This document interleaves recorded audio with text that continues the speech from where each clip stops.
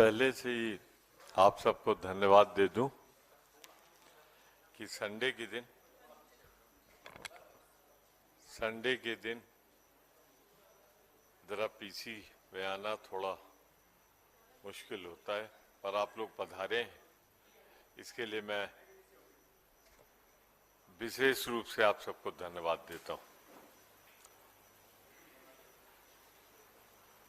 जरा ये कलंक गाथा है, चोरी की दास्तान है, तो थोड़ा लंबा खींचेगी, क्योंकि मीडिया में एक कंसेप्ट है कि एक चोरी राम मंदिर बन जाने के बाद से हुई है, चढ़ावा, तो कहते हैं चढ़ावा में चोरी। सच्चाई ये नहीं है, सच्चाई है कि शिला पूजन से चोरी शुरू हुई। मैं चूंकि रहने वाला अवध क्षेत्र का हूं और इत्तेफाक से 85-90 के बीच में मैं टूरिज्म मिनिस्टर था यूपी का। मैंने ही राम कथा का निर्माण कराया था, पार्क, राम कथा पार्क। मैंने ही राम की पैड़ी में श्रीपद मिश्रा जी के साथ, वीर बहादुर सिंह जी के साथ, नारायण दत्त तिवारी जी के साथ उसका निर्माण कराया था। तो मैंने इस आंदोलन को, जो राम जन्मभूमि के नाम से शुरू हुआ था, उसको बनते देखा है और उसका भ्रष्टाचार भी बहुत करीब से देखा है। मैं एक बात कह रहा हूं, मैं जानता हूं हमारे कुछ मित्रों को इससे नाराजगी होगी, पर मैं उनकी नाराजगी की कीमत पे कह रहा हूं। आज पूरी कहानी सुनी जाए तो मैं ये नहीं कहता कि बीजेपी में सभी चंदा चोर, मैं दोहरा दूं को कंफ्यूजन न रहे, मैं ये नहीं कहता कि बीजेपी में सभी चंदा चोर, पर बहुत जिम्मेदारी से कहता हूं सारे चंदा चोर बीजेपी में, बीजेपी परिवार में। जब ट्रस्ट का गठन सुप्रीम कोर्ट के ऑर्डर पर प्रधानमंत्री जी ने किया, तो इस घोटाले की जवाबदेही कौन देगा? मेरा कहना है प्रधानमंत्री, कि सुप्रीम कोर्ट के बाद ट्रस्ट का गठन तो उन्होंने किया और सब ठीक ही है, तो चंपत राय बंसल और ट्रस्टी अनिल मिश्रा ट्रस्ट के विशेष आमंत्रित सदस्य गोपाल राव ने इस्तीफा क्यों दिया? इस्तीफे के बाद बड़ा एक मासूम सा सवाल आप लोगों ने दिखाया था कि हमें ही नहीं मालूम था कि इस्तीफा देने के बाद वो स्वीकार हो जाएगा।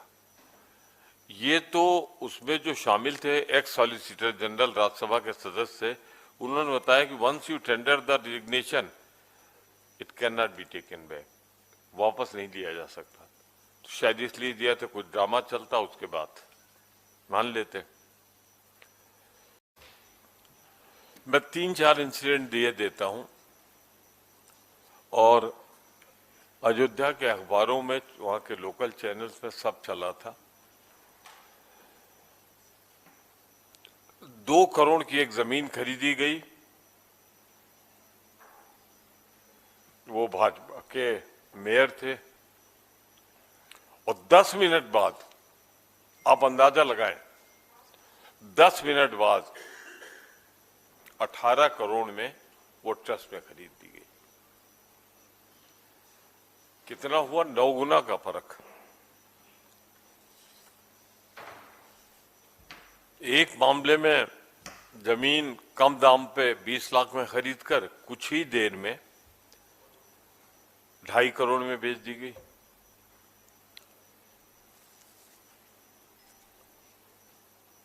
सबसे बड़े जो भूमि सौदे 10 हुए हैं अयोध्या में, ये फिगर बड़ा इंपॉर्टेंट है। 7 मंदिर के हुए हैं जो बड़े हुए हैं, और सब में यही खेल है, सर्किट रेट 17 गुना अधिक रकम का भुगतान किया गया। ये सभी 7 जो भूखंड है राम मंदिर से दूर है। क्या करेंगे वहां मुझे नहीं मालूम, पर खरीदे गए वही जो चंदा था, चढ़ावा था। फिर उसके बाद कहानी शुरू होती है। जब सुप्रीम कोर्ट का जजमेंट आता है तो सारे साधु संत जिन्होंने अपना जीवन अर्पित किया उन्हें बाहर कर दिया जाता है। इसमें रखे कौन जाते हैं? भाजपा परिवार के लोग। अब जो वहां सिक्योरिटी लगी है वो एक एक्स भाजपा एमपी के है। 200 से ज्यादा निजी गार्ड रखे गए हैं।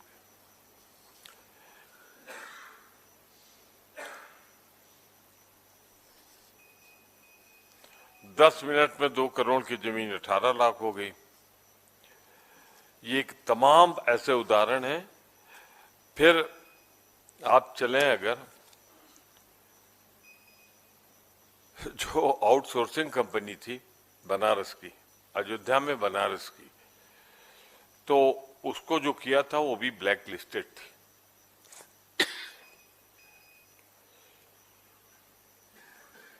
अभी तो छोटी छोटी चीजें हैं, लाख वाली 40 दिन में 70 बार पकड़ा गया, तो इसमें तो वही डाला होगा ना जो जेब में ले गए, और किसी चीज में तो ले नहीं जा सकते थे। तो जेब क्यों नहीं हटा गिनने के समय, ये भी एक साजिश का नतीजा है। और कोषाध्यक्ष जी गिरी जी हैं एक, उनके थे 3 करोड़ की चोरी हुई। कहां से गिन लिया भाई आपने? मैं मानता हूं 3 करोड़ नहीं, इससे कई गुना, क्योंकि तो 40 दिन का है। ये तो चल रहा है 1988 से खेल, 87 से, 89 से। इसमें तो सैकड़ों करोड़ रुपए की लूट हुई। आखिर शिला जिसने पूजी है उसने भी तो चढ़ावा ही दिया है, वो भी तो चंदा है। सोने जवाहरात पिघला के बेचे गए, इसका पैसा शेयर मार्केट में लगा है, इसका पैसा उधार उठाया गया है, रिश्तेदारों के बैंक के खातों में गया है। चलिए साहब, ये तो जोड़ लेंगे कितने 100 करोड़ का गया, 1000 करोड़ का गया, एसआईटी बन जाए, सुप्रीम कोर्ट निगरानी कर ले। पर उस आस्था का क्या होगा जो बेशकीमती है, जहां लोगों ने अपना पेट काट के 2 रुपए, 5 रुपए, 10 रुपए चढ़ाया है। हम चाहते हैं उस आस्था की चोरी करने वालों का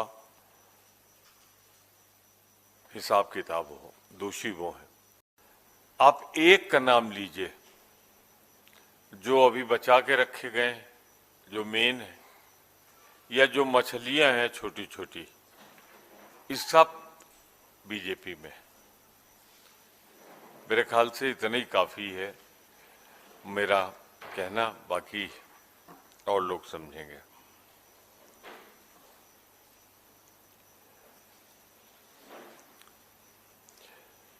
ये आंदोलन जब चला तो एक ही नारा लगता था, शुरुआत का नारा, रामलला हम आएंगे, मंदिर वहीं बनाएंगे।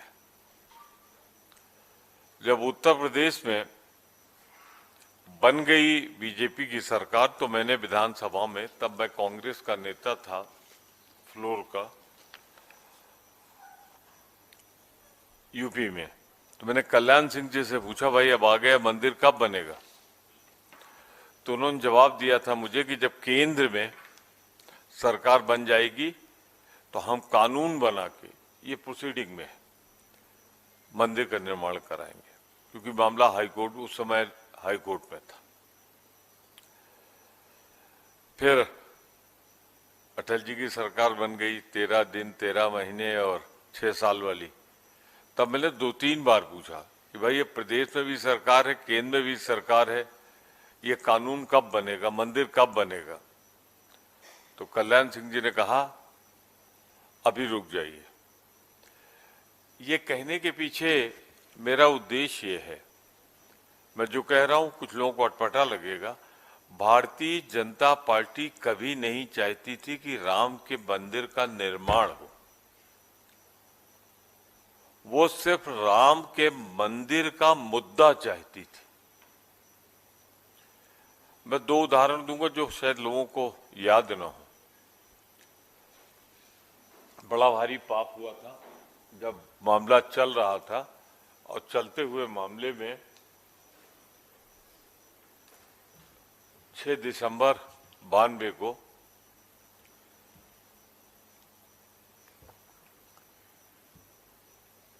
कल्याण सिंह जी की सरकार थी और 6 दिसंबर 92 की घटना हुई, जो विवादित ढांचा था वो गिराया गया। तो आप ताजुब करेंगे, विधानसभा भंग हुई और 1993 में चुनाव हुआ। भारतीय जनता पार्टी 235 से घटकर 175 पे आ गई। राम मंदिर का पूजन हुआ अधूरा, बिना मंडप के, बिना झंडे के। किसने किया? मोदी जी ने। भारतीय जनता पार्टी घट के 306 से लाख बेईमानी करने के बाद पहले तो 239 पहुंची। तो इनका फायदा था मंदिर मुद्दा जिंदा रखने में, उसमें हिंसा होती रहे, उसमें डिमांड चलती रहे।